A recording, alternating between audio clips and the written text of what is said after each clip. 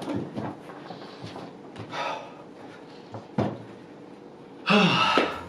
everybody, and welcome to another Compass Box Studio episode.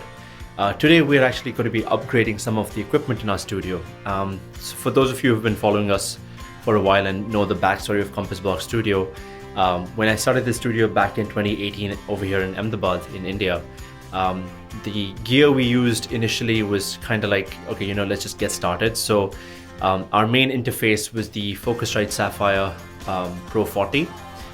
Which has served us very well, and it's a solid interface for anybody who's interested in buying like a slightly older Firewire based interface that's actually pretty decent.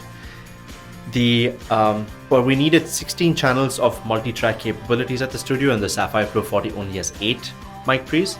So we decided to expand that with 8 more Focusrite preamps, specifically the Saffire Octopre MK II, which is again a solid ADAT based expander for any sort of interface. And with both of those two combined, we had 16 channels of multi-track capabilities. And if you've seen our live sessions, we kind of need a lot of inputs in order to record a lot of our live sessions. Typically, we use between 14 to 16 channels when we shoot a live session, especially if it involves a full band. The drums itself takes up about 7 inputs anyway. So we needed 16 channels to start with, and that's what we used in 2018 when we first started the studio.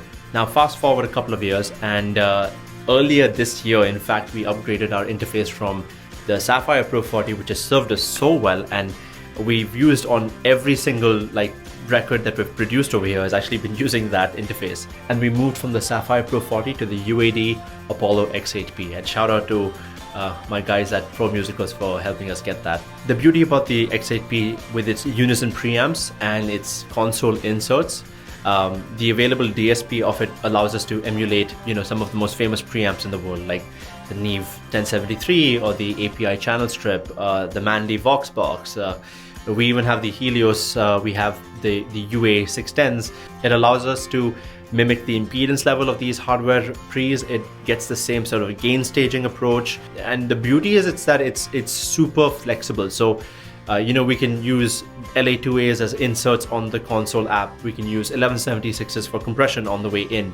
So it really gives us the sense of having outboard gear without really having the outboard gear, and that's the beauty about the Apollo X8P. So we're replacing our sort of tried and tested Octopre MK II, and we're finally upgrading from that to getting some real outboard micpres, and I'm so excited about this. Ever since I started learning about audio engineering and going through manuals and books about some of these legendary hardware micpres, I've always dreamt of owning one of these in the studio, and now we have the opportunity to own 8 of them.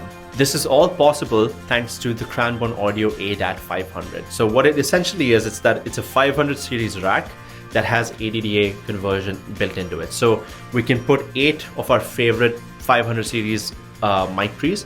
I mean, you can use compressors, you can use EQs as well, but we need 16 channels at the studio, so we've populated all 8 slots with micpres.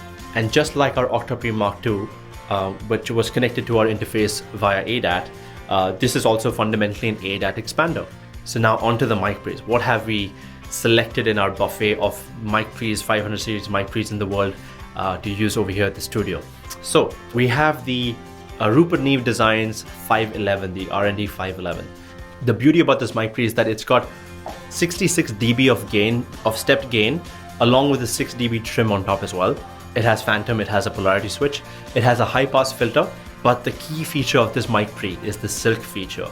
And the silk feature basically is an emulation or transformer based emulation, and you can add as much of it as you want because there's a rotary knob for it. So you turn on the silk circuit, and then you can add as much of that saturation vintage Neve sound that sort of Neves are known for, and you can add as much of that to your liking. So you can go from a clean pre to a really colored pre with just one knob.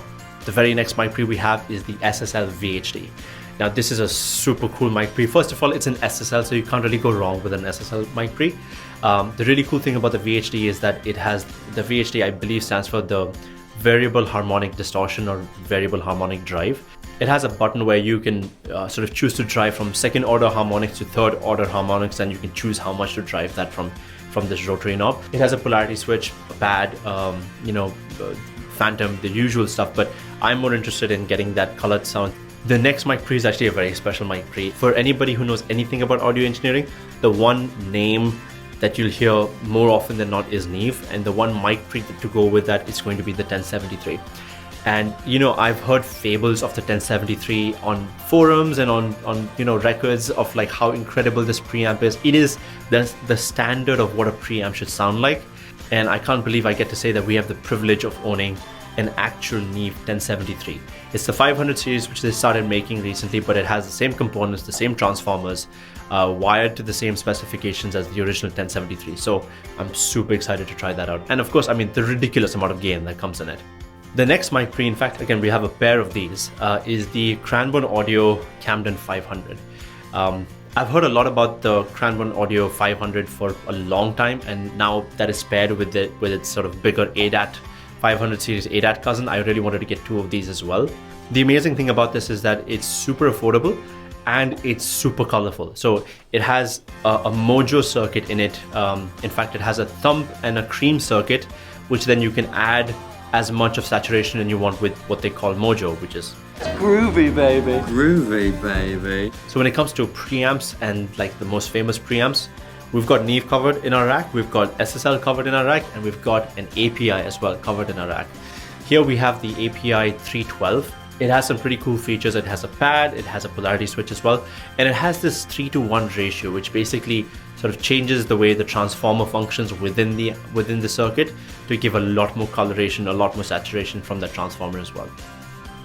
Our very last 500 series preamp is the Focusrite Red one. Now this is a legendary mic pre. In fact, out of all the mic pre's that we have, there are 4 of them that have Rupert Neve's name on them.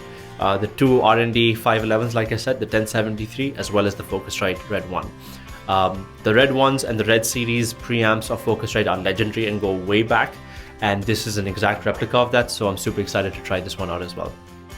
So the one cool thing about the Cranborne audio is that it has ADAT in and ADAT out, which means unlike our previous setup, we can choose what to be the slave and the master for the clock source. Based on the reading that I've done, I think the Apollo is going to be the clock master and this is going to be the slave. As you can see, putting in the 500 series modules was not too difficult. One thing I did note about the Neve is that there are 2 switches behind the Neve 1073, number 1, number 2, and they basically refer to whether or not you're putting this in an API style lunchbox or if you're pairing this with the Neve 1073 EQ as well, which we're not, so we don't have to worry about that. But this is a non-API lunchbox, so the number 1 button has to be switched on, and when everything is ready to go, this is what it looks like.